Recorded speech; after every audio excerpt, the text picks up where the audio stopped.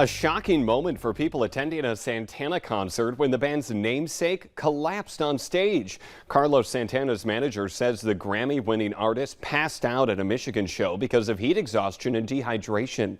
Santana was attended to by medical workers before being carried off stage. He was taken to an emergency room for observation and is currently doing well. Two high-profile former President Donald Trump allies are being subpoenaed by a Georgia grand jury as part of the investigation into possible interference by the former president in the 2020 election. Former New York Mayor Rudy Giuliani and Senator Lindsey Graham of South Carolina were subpoenaed yesterday, along with other members of Trump's legal team. The subpoenas say the witnesses must testify before the end of August. Oil prices have now dipped below the critical $100 a barrel level on worries about the threat of a recession, which would slow demand. That could lead to more relief at the pump. Average U.S. gas prices are still hovering about $4.80 a gallon, which is down from the more than $5 a gallon it was just a few weeks ago.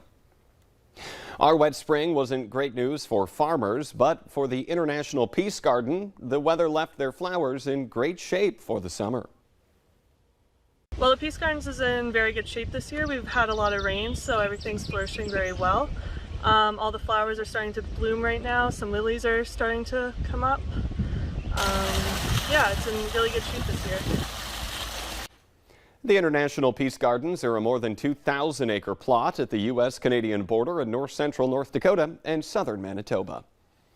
A patriotic birthday took a fun turn for a 91-year-old man in Stephen, Minnesota. Roger Regenball took a bike ride with his granddaughter, and then she took off. His granddaughter Shelby Davidson is biking 91 miles, most of it the 80 miles from Grand Forks to Fargo along Highway 81.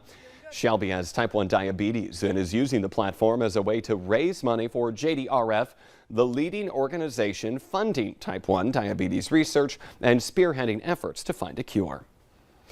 Let's see how people are responding now to that question of the morning on Facebook. Our question today is, in a new survey, 40% of us say this smell relaxes us and brings us joy.